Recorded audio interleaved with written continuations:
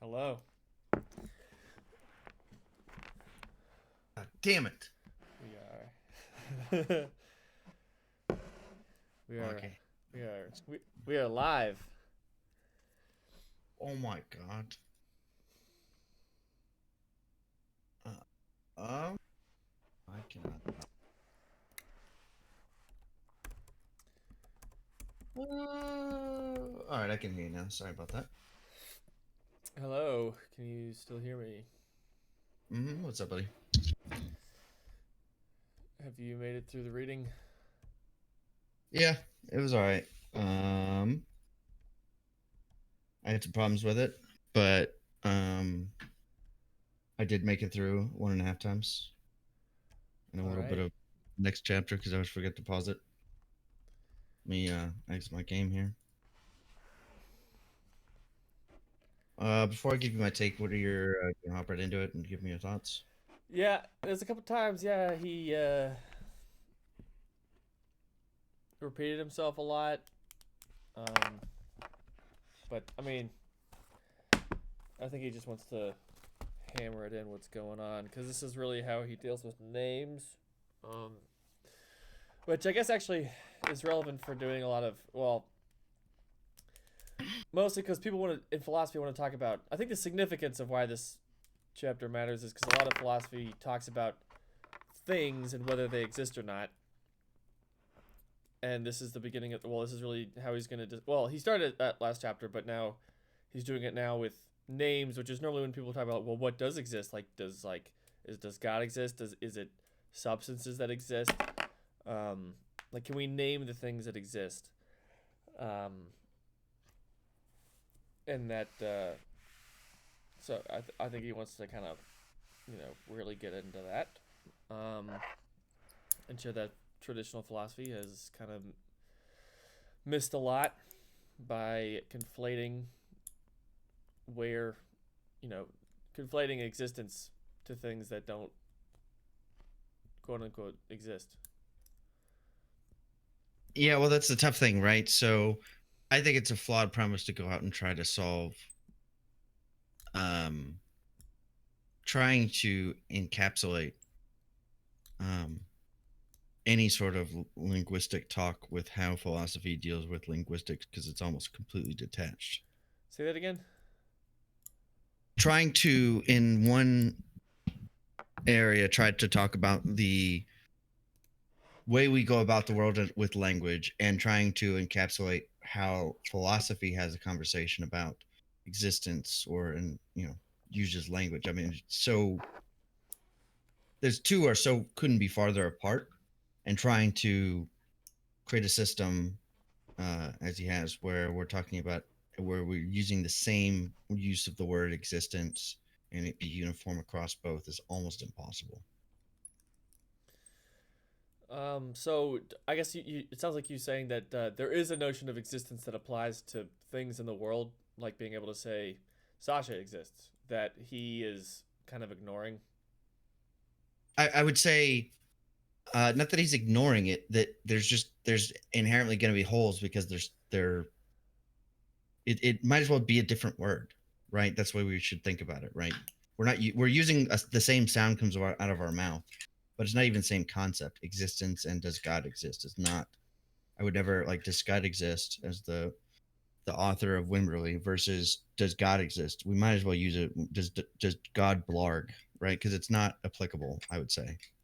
I mean, there's some similarities, but it's. I mean, we're talking about the uh, we talk about the existence of God.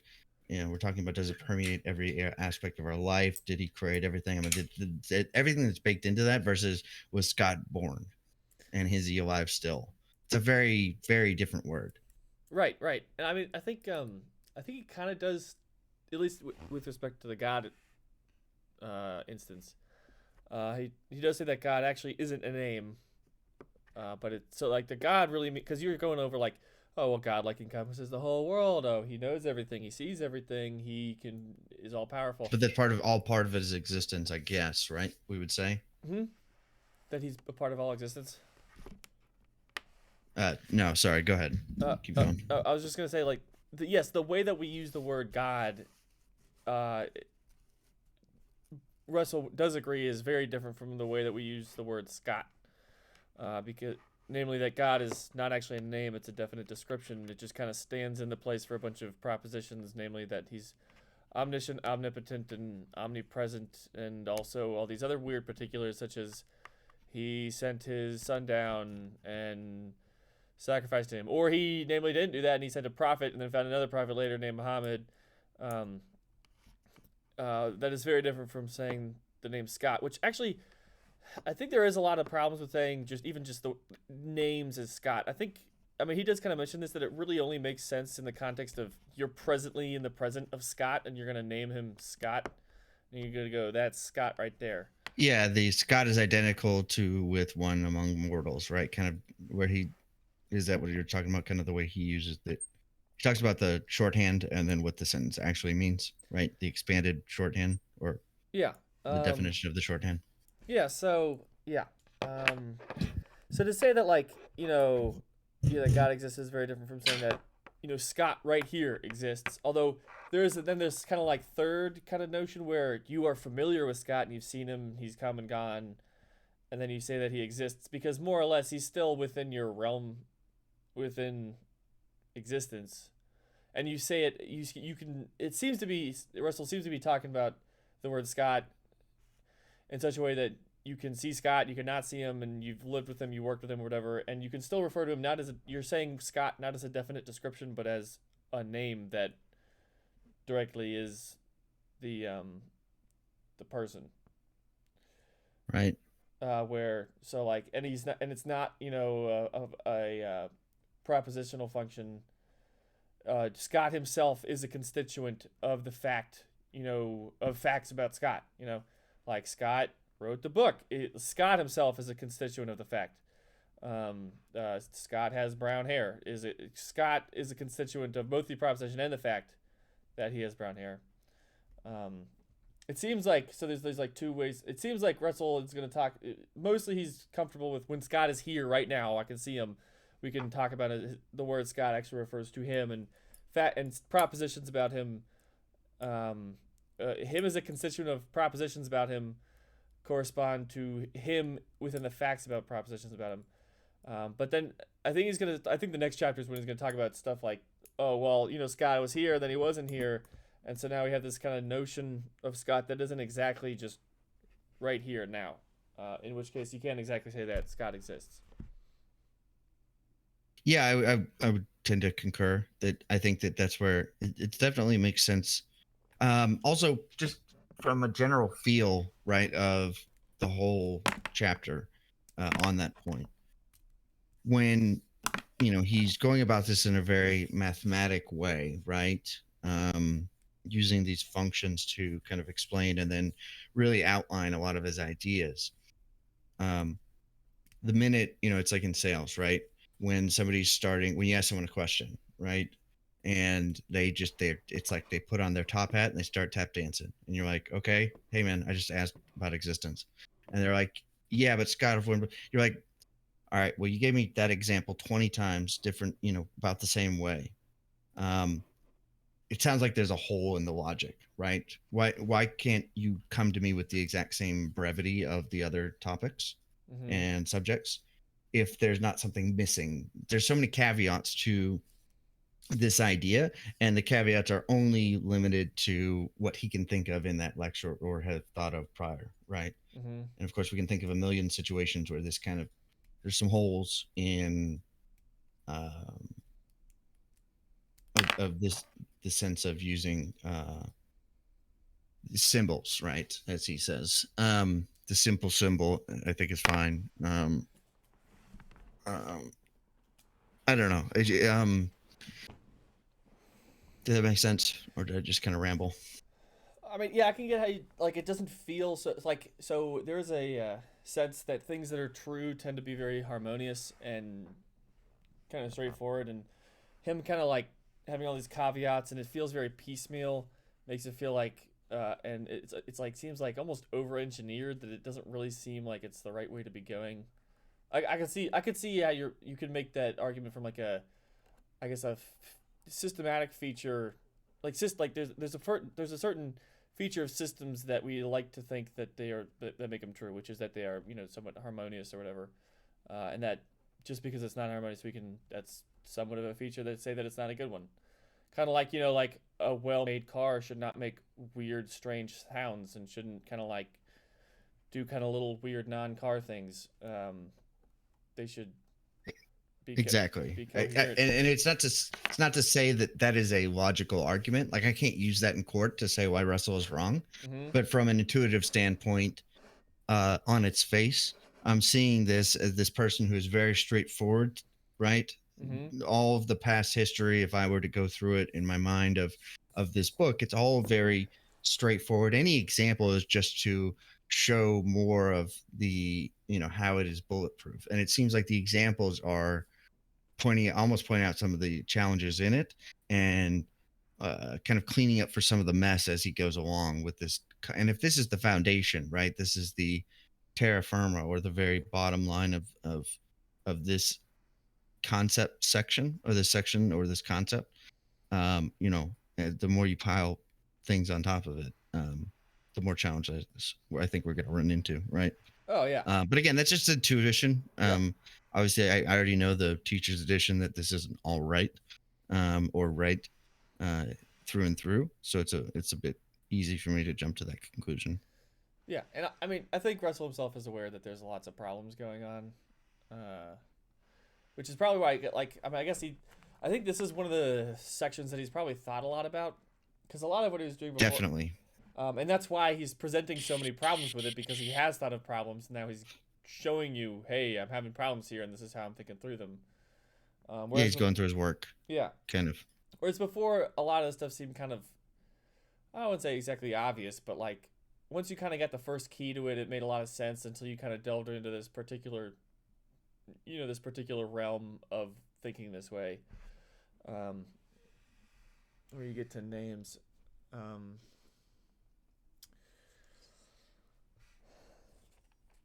The is the is of predication different from the is of identity. So that when he was talking about the Scott as the author of Waverley first, Scott is mortal. And he's talking about the is the is of predication different from the is of identity. Mm-hmm. Do you have any can you kind of enumerate that, so to speak, for me? What you got from that section? I can get the page number if you need it. I mean, well, I think there's a couple of things he was trying to say. I don't know if there was exactly Page 82. Yeah. Right at the end of that first paragraph on 82.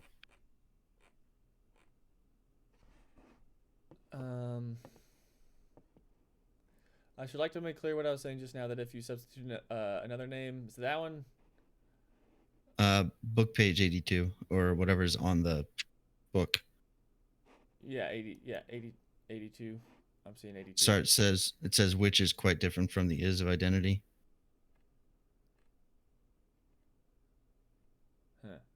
Are you looking at the You're looking at the one with the dominoes on the top, yeah? Yep. What's the beginning of the paragraph? Which is it's a mid-sentence, which is quite different from the is of identity.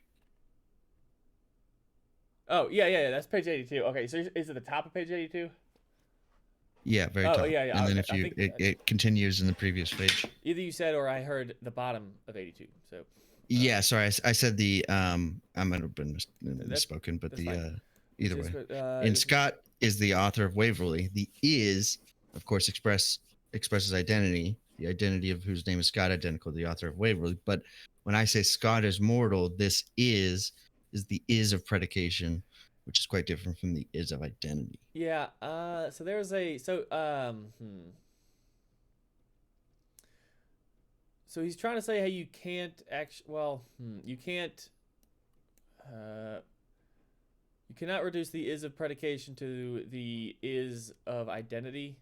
So, so this case here where he's trying to say, oh well, Scott is mortal, where it's predication. If you try to reduce that down to identity, you're actually just going to end up at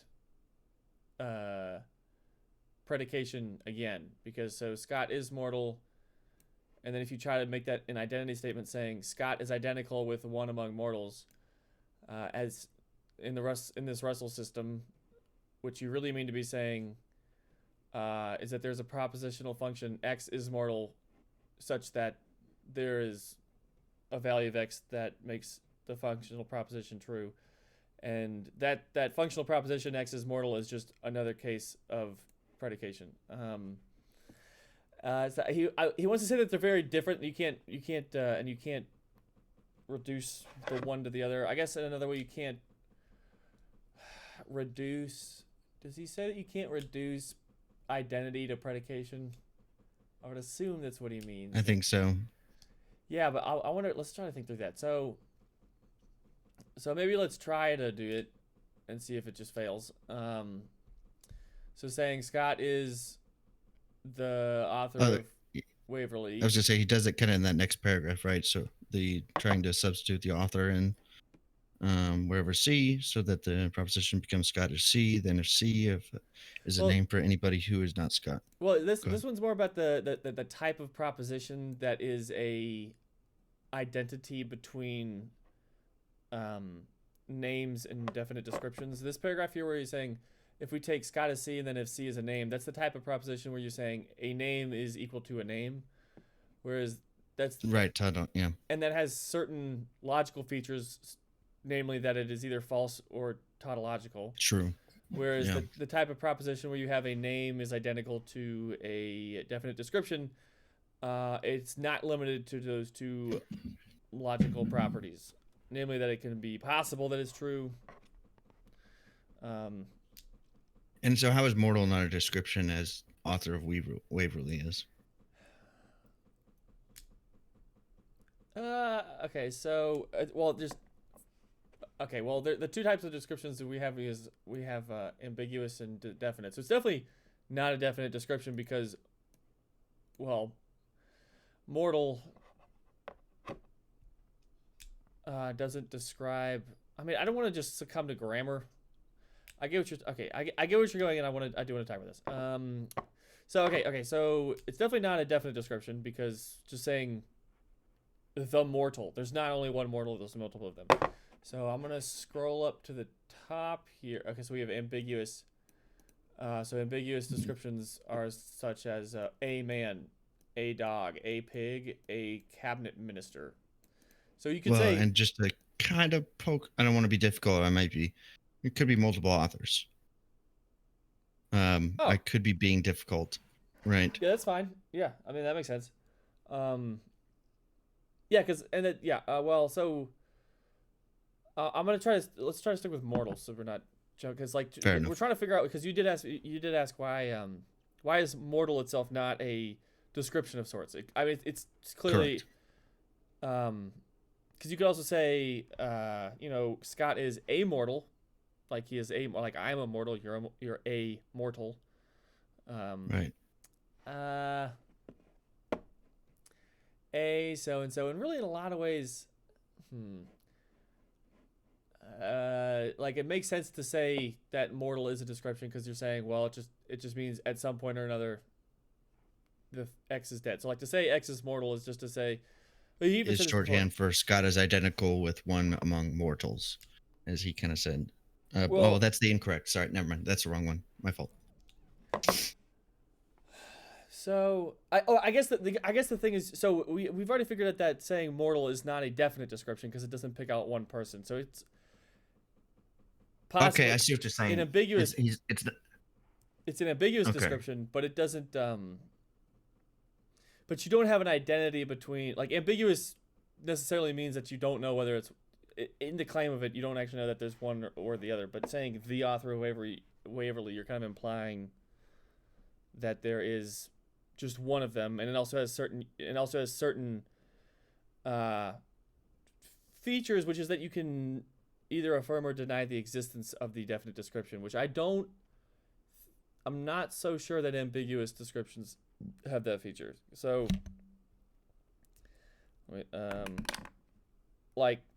so here's this example where the present king of France is bald can be negated in two ways. You can either say there is no present king of France, or you can say the present king of France is not bald. Um, which I guess, and as long as you're using it as a definite description. Now, if you're using Scott as a definite description, you can also deny that he exists. Oh, but, I got a little excerpt here to build on your point. okay. The author of Waverley is human. That is not a proposition of the same form as Scott is human. It does not contain a constituent. The author of Waverley. The importance of that is very great for many reasons. One of them is the question of existence. And that he kind of builds on this, and I think he skips in the next paragraph. He skips talking about it and then goes back into it. That's what brought me back to this section. It's not a subject of problem. No, Scott is human. It's a name. Scott is a name. I cannot emphasize sufficiently. Oh, I liked kind of his the way he said this was very almost like begging the audience. I cannot emphasize sufficiently how important this point is, how much error you get in metaphysics if you do not realize that when I say description and incomplete symbols, fuck, I lost the cut. But, shit. Did I really not clip the whole sentence?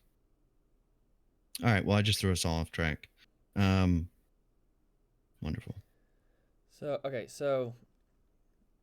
okay, I want to come back to the original kind of question we have going on here, which I do think is a good one to navigate, which is there's a proposition Scott is immortal, and or Scott is mortal, and per discussion we're going to leave Scott not as a definite description but as a name, and we're also going to we're discussing why. To what extent does it matter that mortal is either a predicate or it could be a description? Because, okay, so one of the things that, oh, I know it's there. I know the fucking answer's there.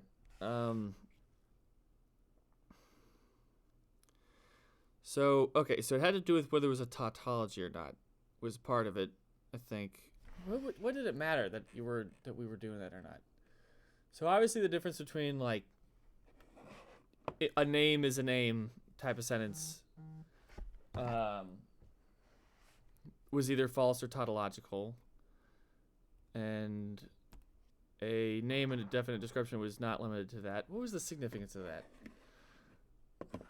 Why do we care? Let me look at my notes real quick. What is okay.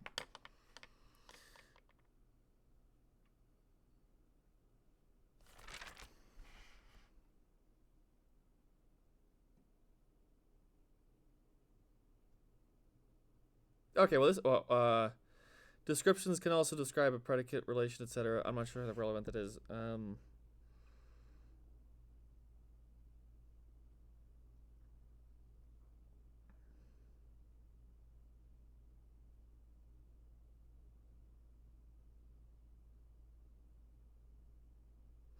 Well, maybe perhaps so to say that like so to some degree there you could think that since a definite description is really just more or less a set of predicates or functional propositions that contain predicates that pick out a particular person, you would think that a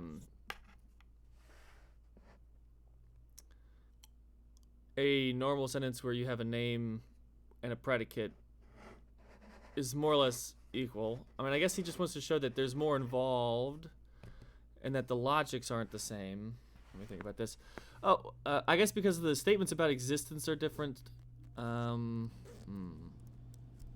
I guess you don't have a functional proposition in the sentence Scott is mortal, because you're not. Well, I mean, you could be saying there is an X, that X is mortal and Scott is X, but that doesn't.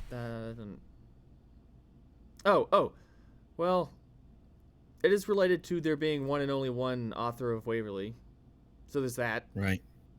That's one thing that matters. Which is that you had the two properties of a definite description was that there was at least one thing that was described, and there was not more than one thing described. And then there's this. Okay. I mean, I guess the other thing saying that Scott is mortal is you're not identifying Scott with mortal or mortality. Like, in a predication, like you're like there we go. Okay, it's not like transitive in the same way that like Scott is mortal and Sasha is mortal, therefore Scott is Sasha. Like that you can't make that type of logical move in a predication. But you could make that. Okay. You could make that kind of move with a definite description if you said, well, Scott is the author of Waverly and Sasha so is the Sasha. author of Waverly. There we can say that they're the same person.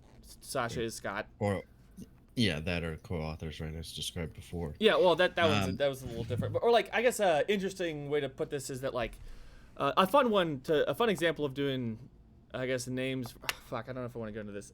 Is the like Batman Bruce Wayne Hit me. type of thing. Oh, hit me. Yeah, so like, and that didn't he use like Elvis in the example, right? Earlier in the book. No, Elvis wasn't. Oh God, Jesus! Yeah, Elvis 60 was years barely later. alive. So retarded. I don't even think he was alive. Oh God. Go ahead. Go, Bruce Wayne. Yeah. So, I mean, so just hypothetically assume that Bruce Wayne, we'll live in the world of he purchased a train company. Okay, Bruce Wayne purchased a train company. The purchaser of we have Bruce Wayne. We have the president of Wayne Enterprises, and we have Batman. And then we have, I guess if you want to say mortal, sure. And then we have Alfred. So the types of moves you can make with a, two sentences saying that, Bruce Wayne purchased Wayne Macy's, and Batman purchased Macy's, or is the man who purchased Macy's in 1952.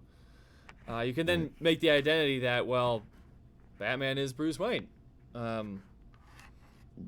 Whereas you can't then go, Batman is mortal and Alfred is mortal, therefore Alfred is Bruce Wayne.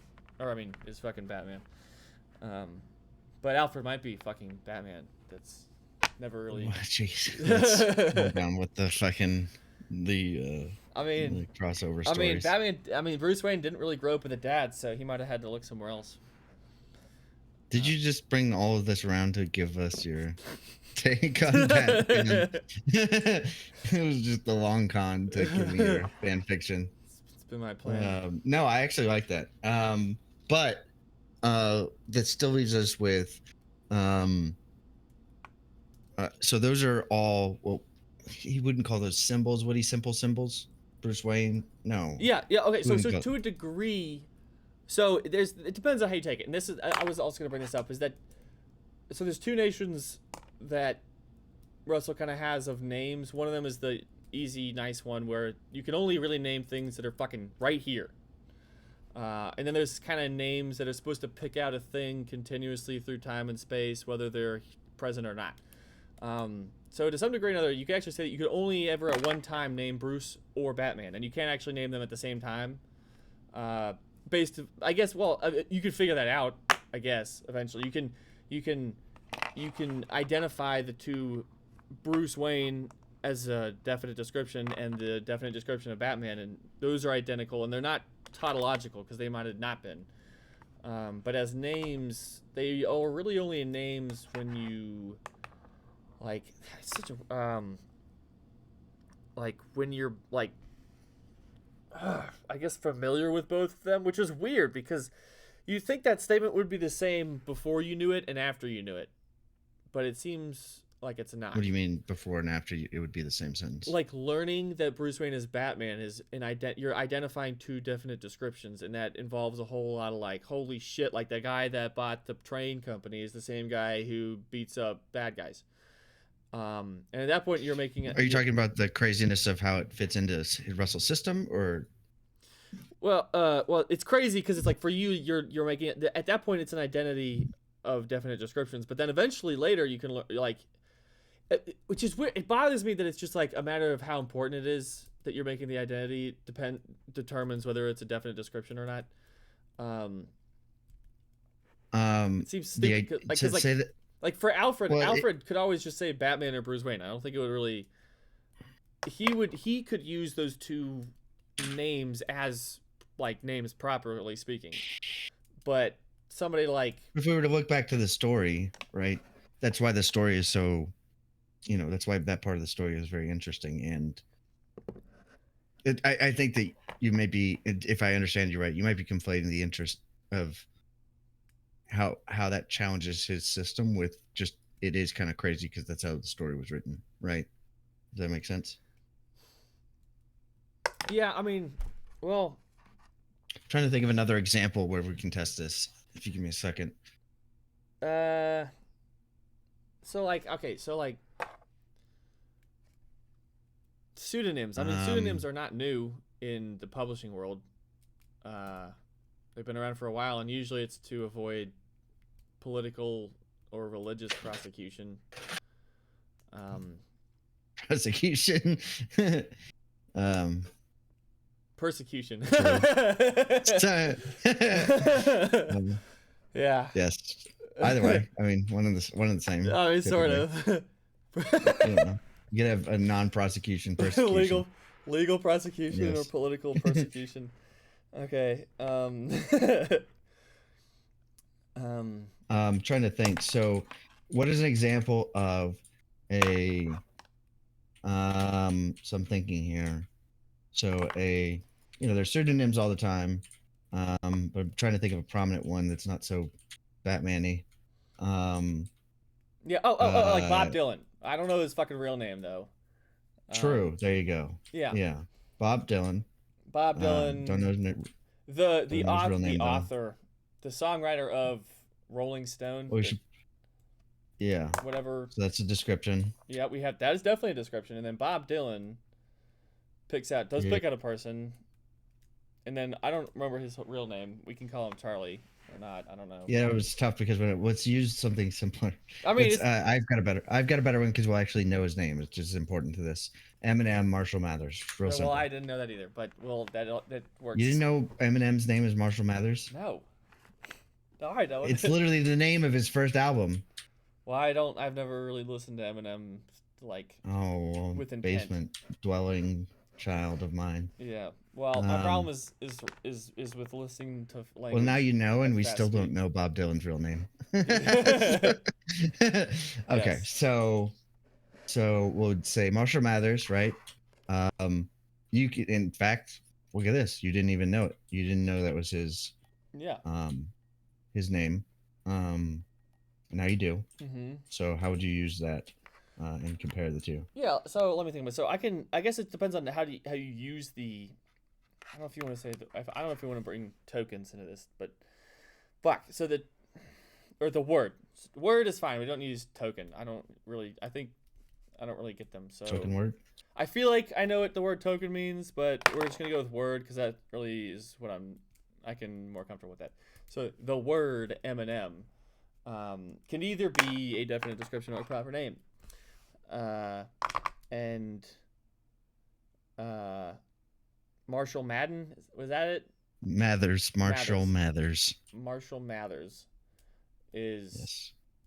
The most famous. could be a description or a proper name. It bothers me that the fluidity between a proper name and a definite description is so. It bothers me that it's there at all. So I'm imagining somebody who went to high school. So for me, it really isn't significant to me. Like I can't quite tell exactly. Well, I guess for me, Marshall Mathers now is just another fucking name for Eminem. Although so actually Marshall Mathers is more of a proper name than Eminem, because when I think of Eminem, I'm thinking like, well, the guy who did this and that song sounds like this, and now I'm just being told that Marshall Mathers is Eminem, and in the same way that Scott is the author of Waverly. So, right. Now, on the other hand, now I'm thinking of somebody who like went to high school with Marshall Mathers, doesn't really keep up with rap and didn't really know him that well, but like whatever. Marshall Mathers is the author of Waverly. Yes. And so that so for this person, Marshall Mathers is a proper name proper speaking. They are familiar with Marshall Mathers. They keep hearing like, oh, Eminem wrote this song, blah blah blah, and like Eminem. They aren't aware of it. Yeah, and they're just like hearing Marshall it, Mathers. and they're like, well, there's this name, and I have all these descriptions about this person. I don't really like oh, I'm not familiar with that. But then at some point, somebody, some other dude from your high school is like, dude, Marshall Mathers is like, he's in the fucking news. And you're like, what are you talking about? And then the other guy, and then, and then your friend goes, oh, well, he beat up Rihanna. Or, I don't remember if that wasn't it. Oh my God. All of your understanding of pop culture was just displayed in that statement. Because Chris fucking, what's his tits? Fucking Chris Brown. Chris Brown. Yeah, the dancing black man. Well, Not very, Chris very Brown. black man beat up Rihanna. Yeah. And then Marshall Mathers was very white and did not beat up. Oh, that was beautiful. Yeah. That would be incorrect. Yes. Well, anyway, so insert some pop culture thing, and then you're like, true. Whoa. Insert some pop culture bullshit here. So at that point, the sentence "Eminem is Marshall Mathers" is an identity of, or Marshall Mathers is Eminem is on the left side. You have a proper name meeting with really a definite description on the right.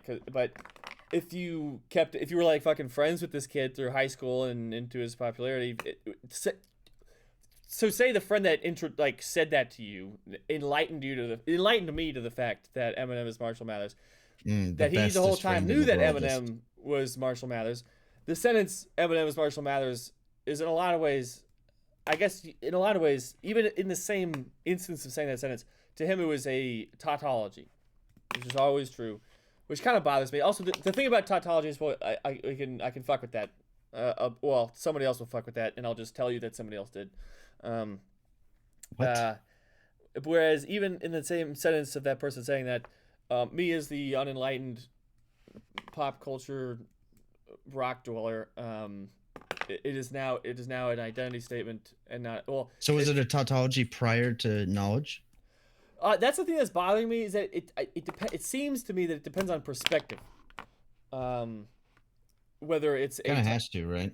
Yeah, whether it's it's not so much it doesn't matter so much that it's a tautology or not. It matters that it's a identity between two names, or is it an identity between a name and a definite description?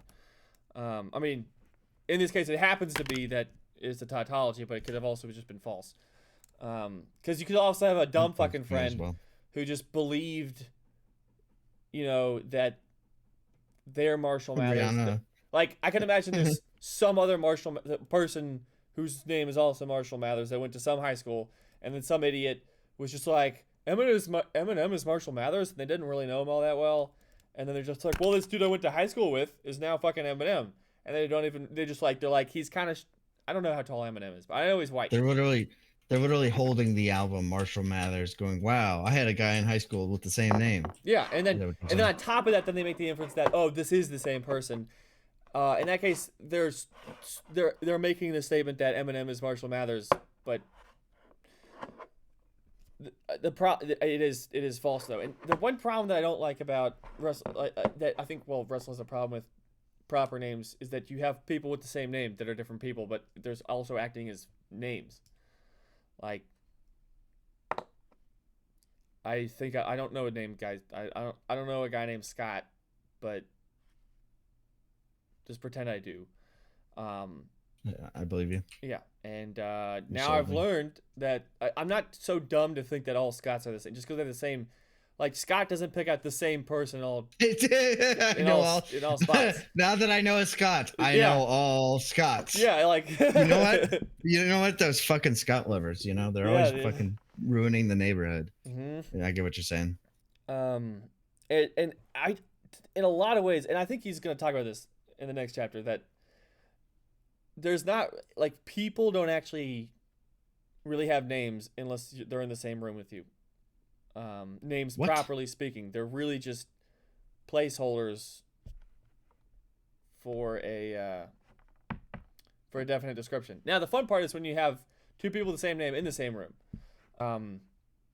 in which case there's great confusion, and either you have to kind of figure out in context, which is where the name starts to become a definite description, and there's an important part of definite descriptions that he said later in the chapter, which is that they only have meaning in context; they don't have meaning in themselves. Which I should have remembered that.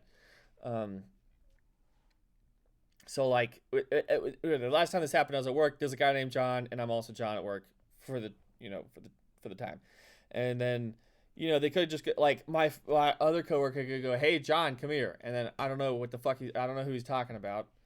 We'd have a fucking break in the matrix, right? Yeah. Now he could say, "Hey John, did you answer Billy in that email?" And assuming that only one of us was attached to that email, in context, you could figure out which John it was. Like, in which case, I guess John, like, the word John there would have to be.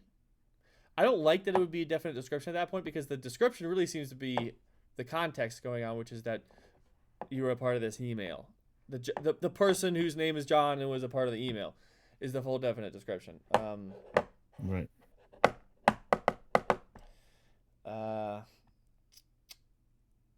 Or they could just look at you and that's kind of implied, which one it is, which is weird that would take a part in language. And now, since it's taking part in language, they're looking at a person. I mean, I guess that goes into the context. Whatever.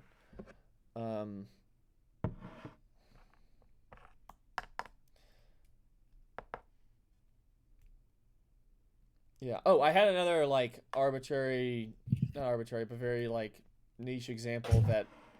Careful with your words there. Just throwing arbitrary around. Yeah. Arbitrarily. I know. Is the inhabitant of London. He's like, that's not a definite description. I'm like, oh, I can think of an example or a context in which it is a definite description because it does pick out one person. Well, of course it could be. Yeah. There could be a murderer called the inhabitant of London. Sure. That's a very. I mean, I don't know if you're gonna go that cheap with it, but no. I mean, it's pretty similar, but yeah. Or like, yeah. Oh, that's a very good example because I'm reading this whatever murder mystery and the prime original suspect is called the roommate, and like what the fuck, like there's many roommates all over the world, but whatever.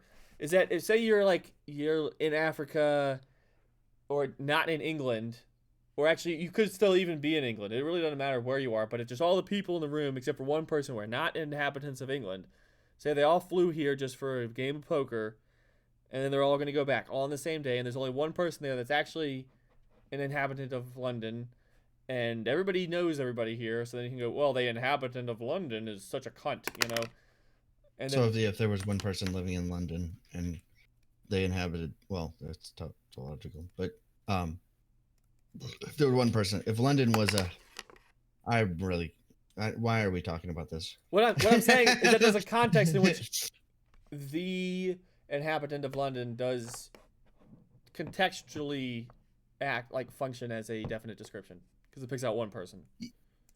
Yeah, I would say that's true. And, it's not very interesting, but sure. I mean, I think I think I kind of with my example, right? It kind of I think there's also another challenge to this, right? Where you're not, and I don't think you're like cheapening it at all, but like one of the challenges is there's the limits or the unlimited or non-limited nature of our language today in comparison to back then, where language had to be this shared idea because there wasn't things like the internet and information where we could go reference and create new ideas. Like there's an urban dictionary where just new words are created constantly, right?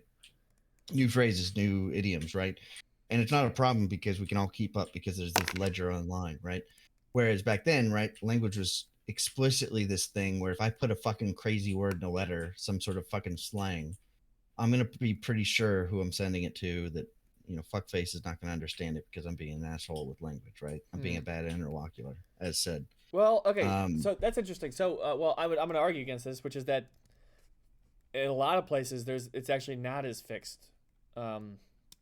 Because there's no thing like the internet or global communication. So I know like a lot of I definitely know that in Germany before the 16th century, German was just fucked. Like they're like nobody like that, and that was one of the problems with this is before they really had the printing press. If you just drove like 100 miles, it's a totally different German. People can't understand each other. And that was one of the big to-dos about on the one hand the printing press and also about the Lutheran Bible, which is that this Luther, I think it was, I'm pretty sure it was Luther that did the prerequisite work that was to go around all the different spots of Germany and kind of like find some commonalities and then just decide on some commonalities between the different dialects, and then wrote a Bible that more or less anybody could read if they could read in their own dialect. Um, so in fact, actually, in a lot of ways, I think something like the Urban Dictionary makes it even more solid than not, because you can go reference it, and you are always like going. You can always like two people are always in contact when you're, making a new entry or whatever. Well, one thing is I didn't really. I think those are all good points. So let me round out what my original point was going to be, because I just kind of warmed it up there, or kind of gave you the premises. Premises.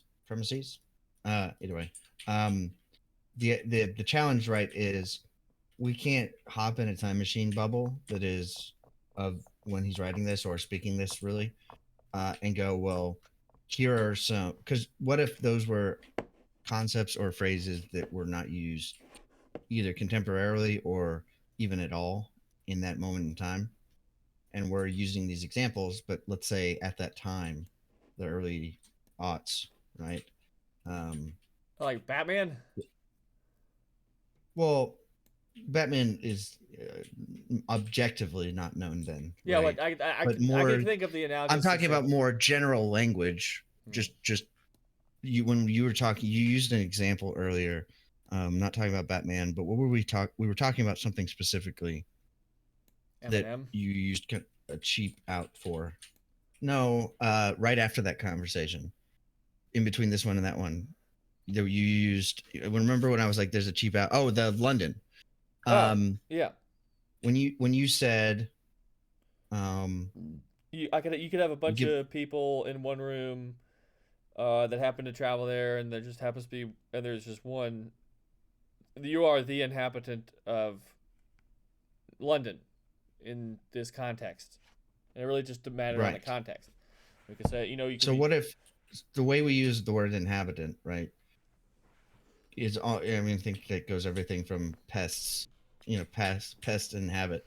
But let's say contemporarily in the aughts, the 19 aughts, that inhabitant specifically meant towns over 10,000 people. I don't know, right? Is the point I was trying to make? Is the contemporary use of language is you're saying another that kind of inhabitant might have meant like the only member of the 10-person team. Right, because for an example, right, some cultural thing will happen, and a word will mean something completely different afterwards. Right? I don't think I will.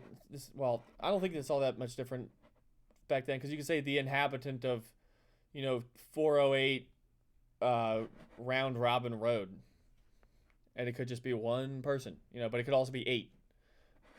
And depending on whether there's one person or 8, saying the inhabitant of whatever address is. I mean, I guess I just disagree with you that it meant anything significantly different. I'm not speaking to that particular word in that particular sentence. In that, the broader understanding that every time I poke holes in something in these ideas, I don't know how much of that is how much language has changed, right, and how much that can go into our argument. It's just something that it's something I think about with every one of our examples outside of is that the contemporary use of language it changes a lot over time. We would agree, right? It does, but I think it's easy enough to track that we can still talk about it a lot of the times. Yeah. I'm not saying let's stop book club. What? I'm not saying let's stop book club. Anything before 1950 is I know. out. Yeah. I mean, I guess that's just a contingency. I don't think we can just assume is not a problem. I'm just gonna believe that. Let's just sweep that under the rug. Yeah, that's my solution, Sasha. Just let's ignore that. Fair enough. That's too many variables because I just took out a load-bearing pillar. Fair enough. All right. Well, what's your next note? What's your next note in your notebook? Well, I guess I have. Well, I want to look at something. Let me see if I can find it. Uh,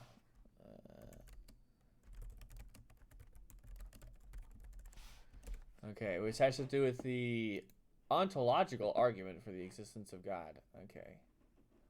The ontological argument for the existence of God. Okay.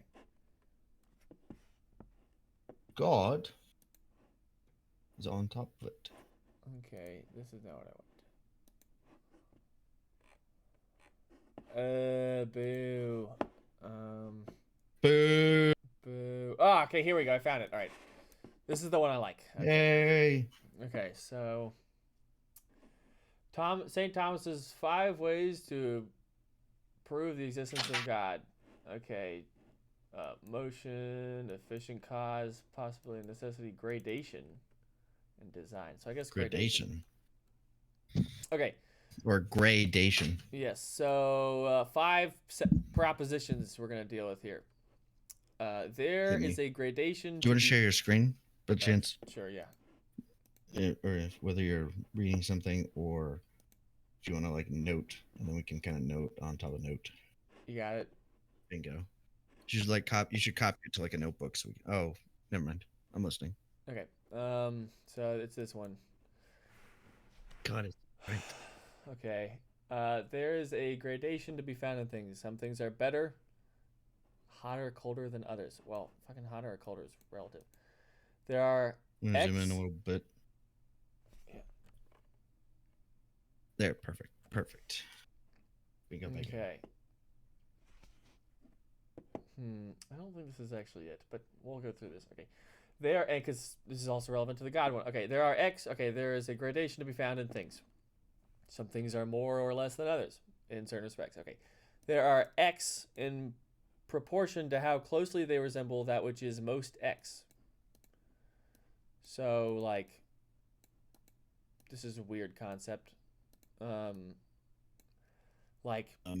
are gay blue. Things. Gay, yes, there's a more or less gay, and then there's the perfect gayness. Okay. Resemble, yes. Therefore, if there is nothing which is most X, there can be nothing which is good. What the fuck is this? So if there's not, okay, this I don't think this is what I'm looking at. Okay, we're gonna theology, baby. Doesn't have to make sense. Okay, so I mean, I guess the way this is going is it's saying like, if there's nothing which is the most X, there can be nothing. So if there's nothing which is most hottest, there's nothing which is hot, which is weird to say. Like, there's nothing which is most blue, therefore there's nothing that's blue. I don't know. I don't know that. Okay. I like the word faggy. I don't know why I like the word faggy. It's just such a great word. It's one that we'll lose to time. Okay, I'm familiar with. Okay, I think I'm familiar with this. So suppose that the greatest conceivable being exists in the mind alone and not in reality. I'm gonna zoom in here.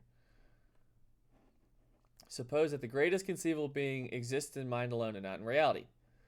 Then the greatest conceivable being would not be in the highest conceivable being, because one could think of a being but not think of the greatest conceivable being as existing and not just in the mind.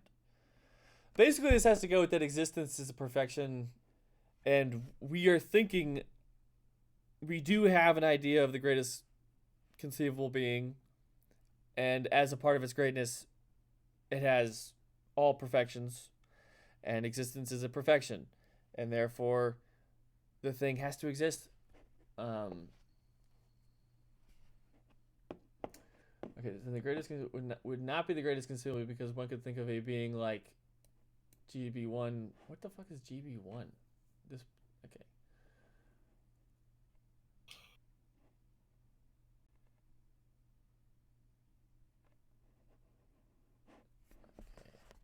I want to see how fast I can get through this without reading it.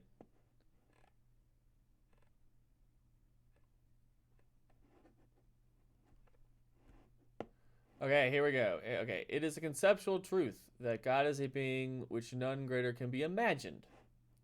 Okay, God exists as an idea in the mind. A being that exists as an idea in the mind and in reality is other things being equal, greater than a being that exists only as an idea in the mind. Thus, if God exists only as an idea in the mind, then we can imagine something that is greater than God, that is a greatest possible being that does exist. But we cannot imagine something that is greater than God, because, namely, we already assumed that he was the greatest thing we can think of, therefore God exists. So, Like that logic. yeah. Therefore he exists. Fuck you. So, on the one hand, you can obviously, it is conceptual truth that God is a being which none is greater. Sure. You can argue against two. Do we really have that idea? Probably not. We probably don't have that idea. We have a notion, but I don't actually understand the entire thing. And a similar idea that I have the notion of Cock. what is it in like Star Trek where they go faster than the speed of the light? Warp speed. Warp speed. I have an idea of warp speed, but I have an idea of gayness. Yeah, I have an idea of gayness, but does gayness? I have exist? a faggy idea. Sorry, I'm making a mockery of it. I'm sorry. Yeah, but so I have an idea of it, but that doesn't mean I actually know Fuck. Like I don't actually have the entire idea. I have a notion of it, but not the entire idea. Because if I had the entire idea, I'd be making a butt ton of money in history. Like it's like wouldn't, yeah,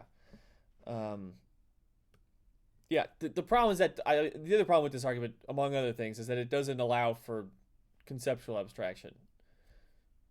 Yeah. What do you mean it doesn't allow for conceptual abstraction? Because I can have an idea of something without actually, I can have a notion of something without having the entire idea of the thing. True. Yeah, like I said, I have the idea of warp speed, but that doesn't actually mean I have that all the things that need to make warp speed real are in my idea of warp speed. I would say that's true. Well, it does help that it doesn't exist, right? To that point. Yeah. Well, you're going into it knowing that it doesn't exist, where in gayness, right? I know gayness exists. Yeah. So we would have to find something that we don't know if it exists or doesn't exist, right? To be fair to God lovers. Sure. I mean, So, you can think of the greatest black holes. Okay, black well, holes. no, that's. I was gonna think of the greatest, the greatest ping pong player. Okay. At certain times. Okay. Right. There is a certain greatest ping pong player. Well, we know that exists. We need to find something to be, because again, if we're to approach the ontology of God, we don't want to go there. I would assume, maybe I'm misunderstanding the exercise. Going into the conversation with a positive or negative to its existence, I think gives us, it kind of cloudies. Okay. If we're trying to. I mean. Does that make sense? Or does it not matter? The point, I guess, the point of what I'm doing with this is that Russell saying that traditional metaphysics has kind of messed up a bunch of logic, and therefore got a bunch of logic and philosophy wrong. This is an example of such traditional philosophy. Oh, okay. I was approaching it wrong. My fault. Yeah. So we're gonna try to use Russell's philosophy of language to explain how where the mistake was made. That's my fault. I was I mean, that's fine. I didn't really say that. I might have said it briefly, but I didn't really And if you want to zoom in real quick, set it up. Yeah. I like how I bounced around until I found the one that I liked and not just any of them. Well, I'd prefer to like it instead of not. Okay, so hit me with the prop again. Yeah, these are more or less the same. Okay, it is a conceptual truth that God is a being than which none greater can be imagined. Okay. God exists as an idea in the mind. Okay. A being that exists as an idea in the mind and in reality is, other things being equal, greater than a being that exists as an idea only in the mind. Thus, if God exists only as an idea in the mind, then we can imagine something that is greater than God. And so, assuming Okay, that's this, the interesting part. yeah. So if we suppose this, then we get this, and then we can drive a contradiction, which means we can deny this, which means that God does not only exist as an idea in the mind. Now, That's a creationism argument, is what they're. Where does this come from? Is this a contemporary work, no, this is millennia modern old. day?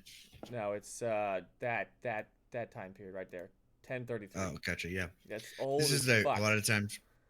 This is a lot of times the creationist argument. So Sure. when arguing for or against God, um, if if you were to go about with the argument that, well, duh, God exists because who else could have created, um, like the eyeball has like 200 working parts, right? Obviously, there would have been a creator.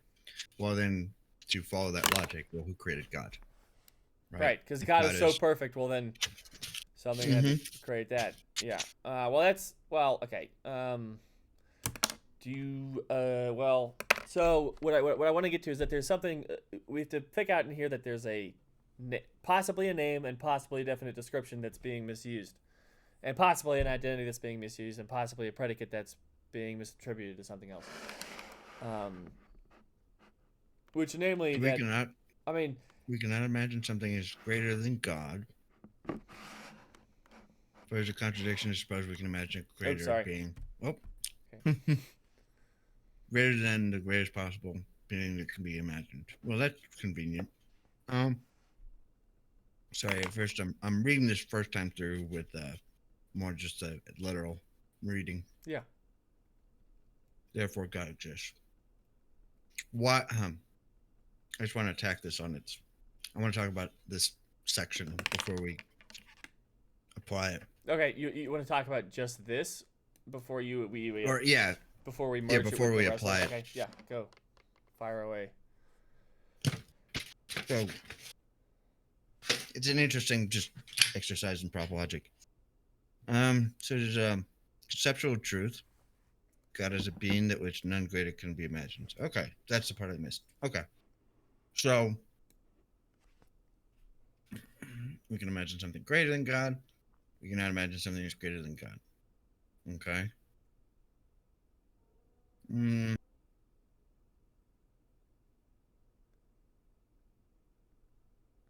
okay. I see what they did there. That makes sense. Um, a being that exists as an idea in the mind and in reality, other than being equal, greater than being that is only exists as an idea in the mind. I just love theology and its terrible prop logic.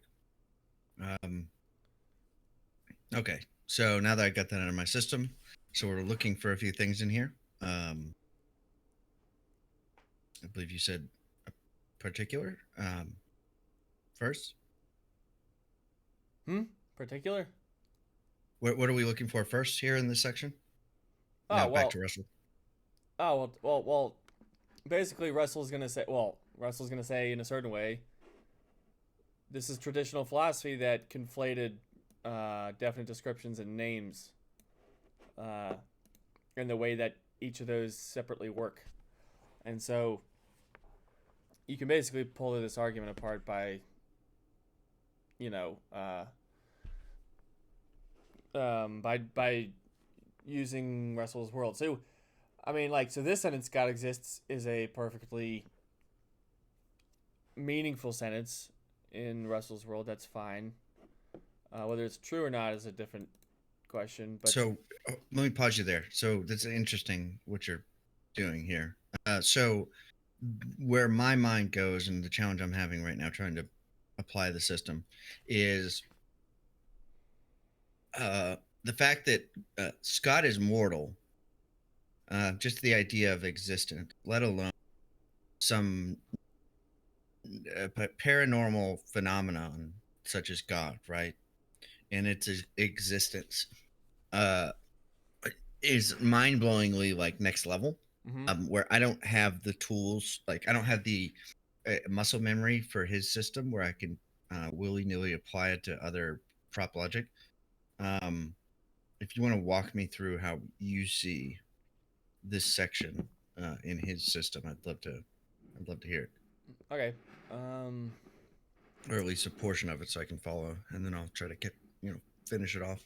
So I have like a.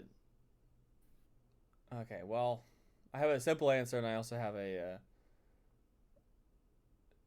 not as a not complete answer that is a more interesting route to go down.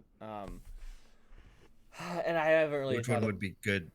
What? Which one would be a good prelude to the other? I don't know. Because I don't know it. I don't really know the other one. The more wishy-washy one. It's all right. There's more. Okay, there's a couple in here. So one of them is that we have a metaphysic going on that's very separate from Russell's. So this sentence right here is wild. It's insofar as we've gotten so far into Russell's system, which is that God exists as an idea in the mind.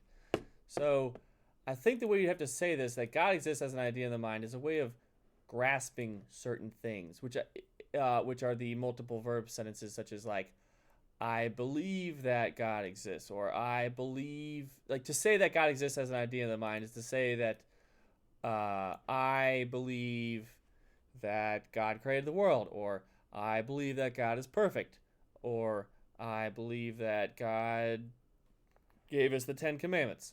And already what's happening is we're doing a definite description, which still fits in with being able to say whether the thing exists or not.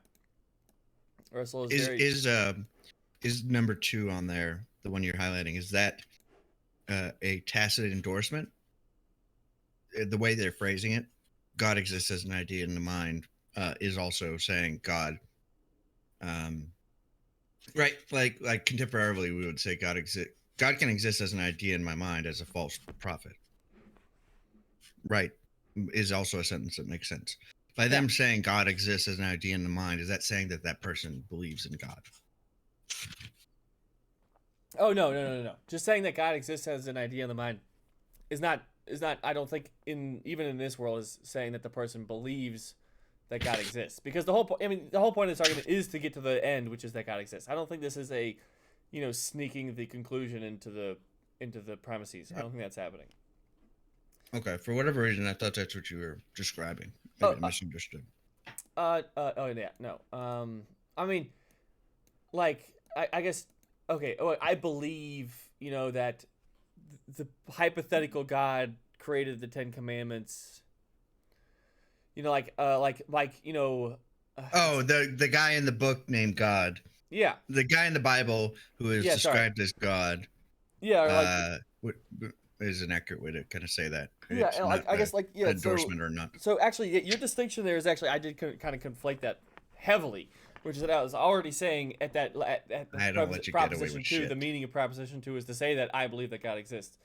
I guess, which is okay. You can say that you could, like, because the proposition I believe God exists is not the same thing as saying that God exists. Two different things there, because one can be true while the other one's false. It's totally fine. That goes back to our Harry Potter, right? The symbol versus the reference, right? Sure, yeah. Because I can believe Santa Claus is real when in fact he's not. So you could, or I could even say Harry Potter exists in whatever the fucking land that Harry Potter's in, right? I don't read the books. But he exists in Dumbledore or wherever the fuck, whatever place. Harry Potter does exist as an idea in my mind, sure. If you want to work with this type of language, yes. But to say that Harry Potter exists as an idea in my mind really means to say well, on the one hand, he only exists in my mind. He's not not in the real world. I guess on the other hand, I can talk about him with other people is another important thing. So part of God exists as an idea in the mind means also that we can talk about God. That it's a common concept. But really, I think even just to start beginning to say that God exists as an idea in the mind immediately in Russell's world makes it a definite description, because it doesn't directly point to a thing in the world. It just points to something in my head, which. Okay, hold on. Say that sentence again. I need to write that down because that was well said. Say it again. Because it points to. yeah, to say that God exists as an idea in my mind already immediately starts, immediately throws up the flag that God, the word God, is being used as a definite description and not as a name, because it's pointing not to something in the real world, which is what it wants to eventually do there down there at 6, but it's something that's how I, like, how I kind of grasp the world, or like just something that kind of that it's pointing to something that points to something in the world.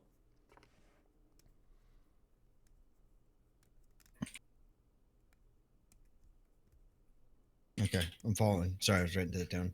It's interesting.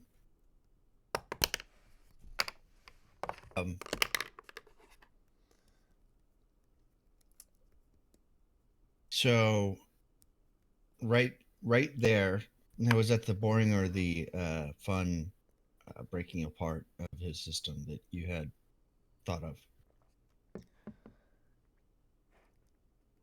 The what?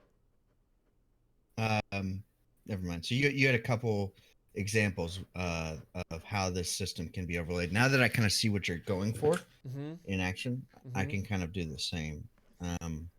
So we want to talk about, like, so God being like, as a proper name, you want to try to say that, that he points to things that are in existence. The problem is, using him as a proper name is so fucking elusive. Because, like, we can't both talk about it, really, in a lot of ways. Like, if I'm a Christian and you're a Muslim, like, we're definitely, I mean, they're very similar. There's a lot of different implications of that. So that next sentence just fucking rips and, well, hold on. So a being, so what is the opposite of a particular or descriptor? I can't remember his stupid goofy language. Like a singular, like a thing that is in the world, like an object, an object, a thing that can be referenced simple. by a simple symbol. I guess if you want to kind of go with the full, whatever. Yeah, the simple. Yeah. A thing that can be referenced by a simple symbol that exists as an idea in the mind. Yeah. So a being. So we could also say. Wait, no, because it exists. A being that exists as an idea in the mind, so that's a being. So that's almost like saying a mortal. Yeah. This that's three goofy here, as fuck. It is goofy as fuck. like it's saying, it's being. Yeah, that's only in my mind. Like, it's either in your mind or it's not in your mind. Like, even in this world, I know that this is how they're thinking. It's either in your mind or it's not in your mind. Like, it's either. At least I think so. I think I know how they're thinking. You're recursively. I'm falling apart, is what's happening. If you're not careful. You're in an infinite loop of death.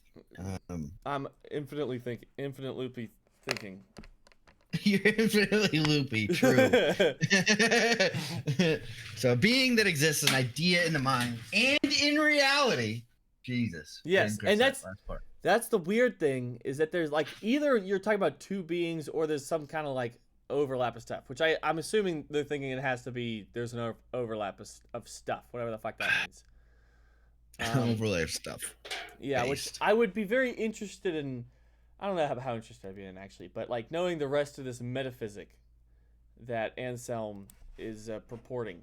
Like, what does he think about birds? So, like, does the bird exist in my mind? Like, it exists as an idea in my mind, and it also exists in reality? Or, like, well, so you asked that question, and there's also, like, it's an idea in the mind and in reality. What that sharp pain is, and that you good. That mind is, like, mind is separate from reality is also happening here, which is not true. It's part of reality. So, interesting. This is so pregnant. I know. An idea in the mind and in reality, as if the one and two were separate. Yeah, but, like, is other things being equal. Well, Jesus Christ, that's doing a lot of heavy lifting. Yes. Greater than a being that exists only as an idea in the mind. Wait. Yes. Oh, fuck. Why would... It's so...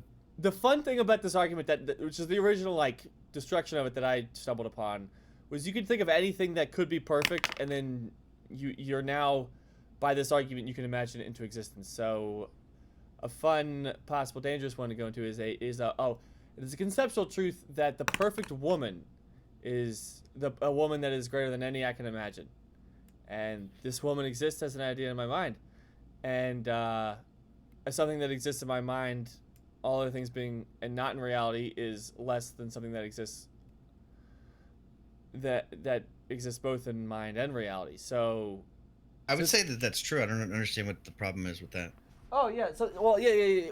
Well, something that exists only in my mind is not as good. Yeah, so that yeah. So besides some If I can, metaphysics, like, whatever massive dream woman I can dream up is great, but any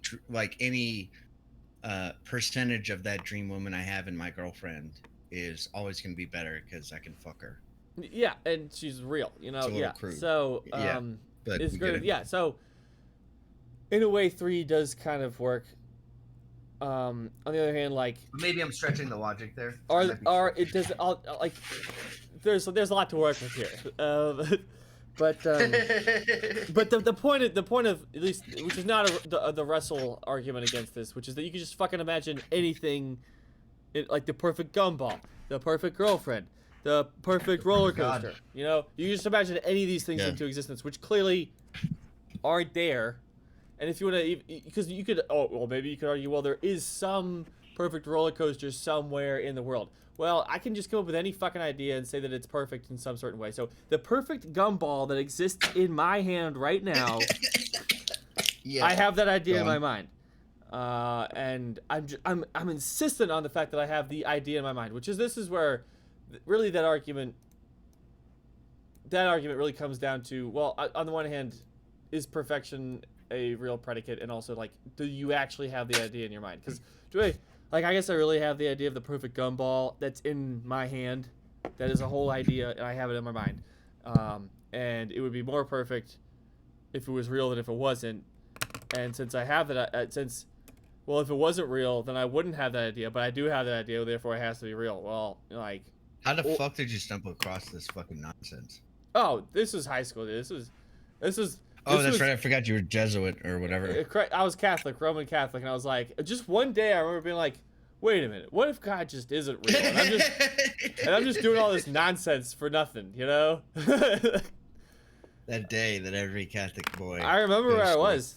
I was in my parents' living room, sitting on the single. It's like a large single seat. Yeah, it was good. Sorry. I think it was around Christmas, actually. I think it was around Christmas because I think what probably triggered it partially was like thinking about Santa, right? Because you're like, oh, I've got to be good all the time so I can get good presents. You know, and I remember this like one year where like I was in kindergarten and I stole a bunch of Legos. Wait a minute. Yeah, I stole a bunch of Legos from the classroom, and then I still got I still got a scooter that year, and I was like, what? You know? And I don't know. And then, your prop logic. Yeah. If I am the spawn of Satan. Yeah. In my classroom. Then I shouldn't get good presents at Christmas, but I did get good presents at Christmas, which means I wasn't the spawn of Satan. But I was the spawn of Satan. Yeah. Hey guys, I was an awful person this year. I did not do something wrong here with the story. Yeah. That's hilarious. Yeah. It's like I remember where I was when I found out about 9/11, 11 or whatever. Yeah. I can only imagine for like an atheist, you don't have that moment, or if your parents don't indoctrinate you, which is really loaded way to say that. But I just kind of was like asked a lot of questions, and my parents were like, "Those are great questions," because they were like, he's learning. It was like learning 1 + 2 is God doesn't exist. Wait. Were your parents like, well, were they atheists? Yeah, for the most part. They weren't worried about much of anything, but my dad went to Catholic school all the way through high school, so it was very just, we don't talk about that, but we've never been to church. And then when I started asking questions, they were just like, makes sense. But they kind of just let me learn about it and didn't give any input. I remember I was so misbehaved one year, they made me go to one of my aunt's houses, who was very religious, and I started crying because she told me I'd have to go to church every Sunday, and I cried so much they said, "Well, she's abusive, so let's take her back." So like I stole Legos, and they sent me to a religious person's house, and Right. I Well, ruined her nobody day knew that I stole because Legos. interesting. Yeah, nobody knew that. Well, It was, God should have known. well, he did. Santa Fucking should have liar. known. Was the relevant part. Santa should God, hey, I mean, fucking what is it? Fucking half a dozen of one or a dozen of, or 12 of the other, 6 of another. Whatever the Yeah. fucking phrase is for Santa is God. Yes. And he does But yeah. does exist as an idea in my mind, but if he was in reality, it would Yeah. be greater So than. I mean, I think so. Yeah. Well. Yeah. So. Therefore, Santa exists.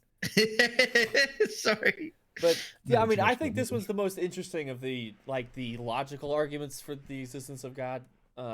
Just because This it's like, is it? oh, it's the most interesting one. It's not the most compelling. Let me be clear. Oh, okay. It's not the most compelling, but it is the most interesting one because none of the other ones are really very compelling nor interesting. But because it's just like such a like a slip, like it's just like you just accidentally like you're like, whoa, like what just happened? Why did I get to this? I saw what you tried to sneak in there, buddy. Yeah, yeah, and so it's the most interesting. It's the one that's stuck with me the most because it is the most interesting. The other ones are very like it's just very easy to be like, well, it could just not be that way, like equally. You can Got make an him. argument, like the yeah, like let's look at these other ones. All bodies are potentially motion or actually motion. But nothing can be reduced from potentiality to actuality except by something in a state of actuality. Nothing can be at once in actuality and potentiality at the same respect. Therefore, nothing at once can be both actuality and potentiality with respect to motion. Therefore, nothing can move itself. It must be put into motion by something else. If there were no first mover moved by no other, there would be no motion. But there is motion. Therefore, there is a first mover. God. So, yeah. How did they fucking get to that last part? Well, it's really. Oh, this is like the Big Bang, I guess, because of the first mover. They really stuck it in at the end there. Yeah, if there were no first mover moved by. So, like, I mean, the assumption is that things started out not moving. That's kind of somewhere in there. And that things had to start moving at some point. Like, that's kind of snuck in there. This almost goes back to, like, the bacteria. Like, it seems like people in the Bible really talk about things that only people the Bible knew of. What is Jim Jeffries' joke about fucking where are the kangaroos, on the ark? Oh, yeah. Well, bacteria arguably was moving long before, like, it wasn't like Adam and Eve in the human world and the bacterial world happened at the same time, right? We would argue that bacteria had to come before, and microbials, whatever was before humans in the small area of science. I mean, we would say that those all came before humans, but it doesn't take that into account into this conversation. It's just to assume that humans were the first to move, which is a really weird argument. Yeah. I mean, does that not follow? I mean, I'm trying to grasp the whole scope of what you're saying. So.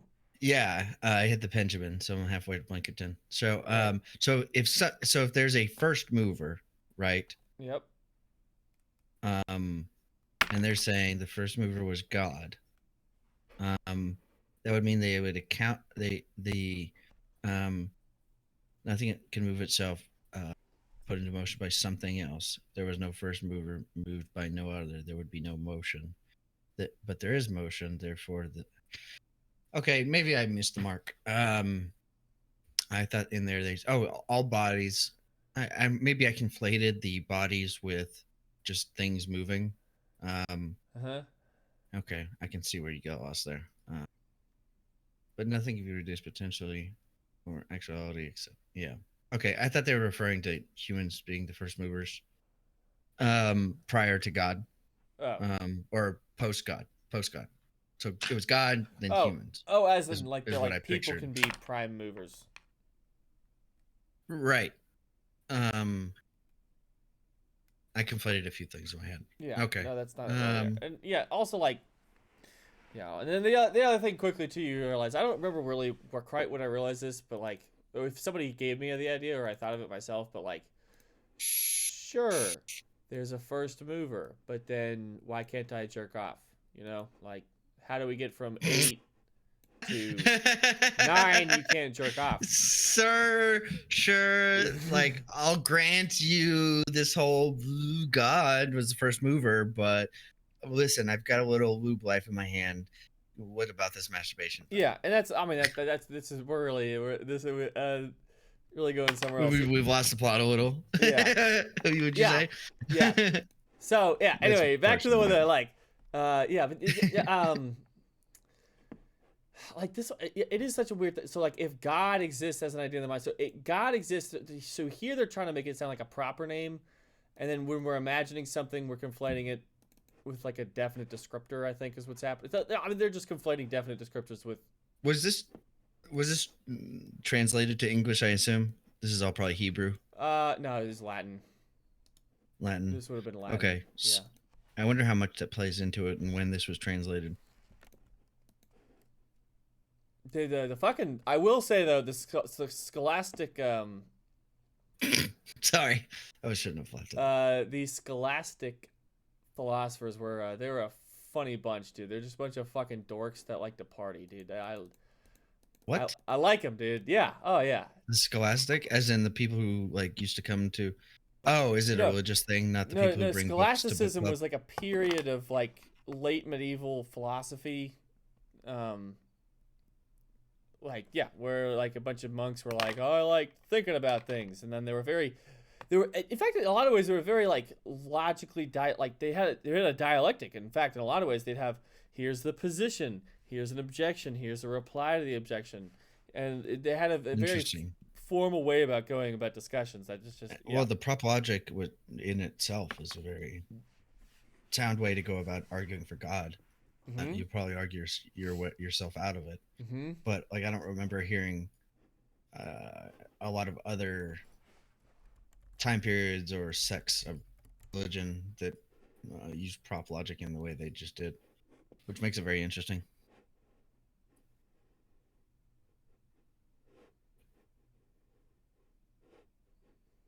Yeah, scholasticism was a medieval school of philosophy that employed a critical organic method of philosophical analysis predicated upon the Aristotelian 10 categories. Christian scholasticism emerged within the monastic schools that translated scholastic Judeo-Islamic philosophies and thereby rediscovered the collected works of Aristotle. Yeah, so yeah. Yeah, so they were like fucking the most based religious sect of all time because they were Aristotelian. Well, at their nature. What do you mean? What do you mean based? Based as in fucking dope as fuck. That's yeah. Yes. Yeah. So based. One thing that was going on at this time was I think the reason why scholasticism came out and the way that it works, which is very dialectical, was that the predominant metaphysic going on at the time was entirely Platonic, and what does that mean? Like that. Like the way, to be honest, I can't exactly iterate all the pieces about what it was. The way you use the word Platonic is, I only know that I know the word, but it only so far as it's used regarding sex. And marriage. Yeah, Platonic love. Yeah, no. So I mean, Platonic as in the philosophy of Plato. So one of the So one of the early theologians. Oh God. Let me think about this. I know this. I should know this. What is it called when you say that you did bad things and you say it to somebody? Oh, repent. It's in the pew. You give confessions. Confessions. That's what it's called.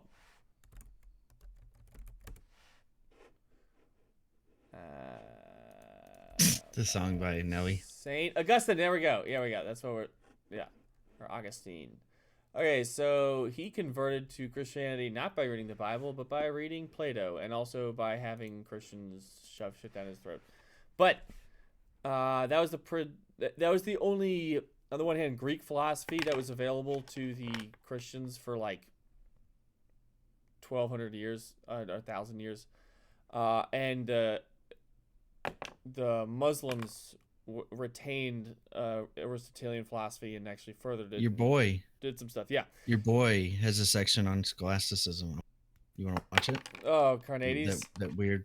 Yeah. We'll get. Well, yeah. Well, we'll close up this and we'll go to that because this has been going on for like an hour and 30 minutes.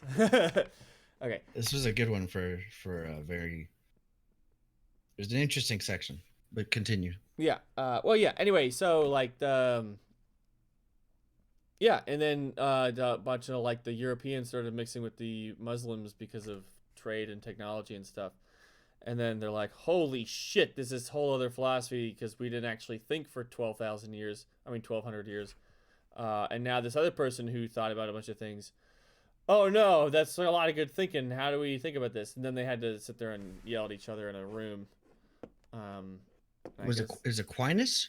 Aquinas is the guy who really headed scholasticism. Yeah, he, like, they really wanted to. I've read about him. They wanted to burn all of the Aristotelian texts and stuff because they're like, oh, it's anti-Christian because it defeats all of our metaphysics. And then, Prop Logic does that. Yeah, yeah.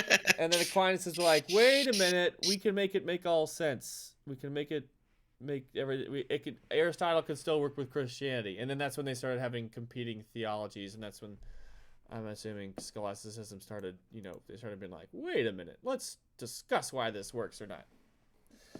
Yeah. Is it Aquinas? Yeah, Aquinas.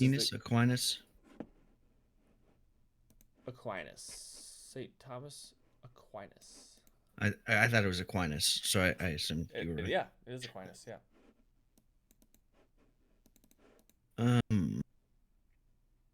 Because I've read about him, and that was the first thing to come up was scholasticism and Aquinas. Mm-hmm.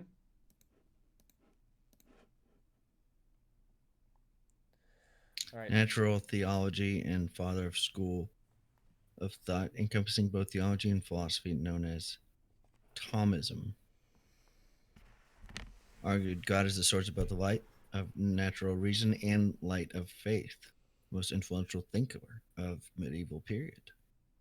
Unlike many currents in the Catholic Church of the time, Thomas embraced several ideas put forward by Aristotle, whom he called the philosopher, and attempted to synthesize Aristotelian philosophy with principles of Christianity.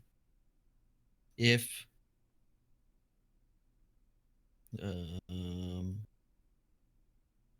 Disputed Questions on Truth, his best known work. What? What was it called? Summa Contra Gentiles. That's Summa Theologica. Book on the truth of Catholic faith against the errors of the unbelievers is one of the best known treatises. Treatises, yeah. Written as 4 books between 1256. Book on the truth of Catholic faith against what? Summa Contra Gentiles. That's his most famous work. I wouldn't have guessed. I thought it was Summa Theologica, but whatever. It's one of these. Disputed Questions on Truth. Sorry, is the first one, and then it's got 4 here. I don't know why. All right, I'm gonna stop this recording now. So it is stopping now.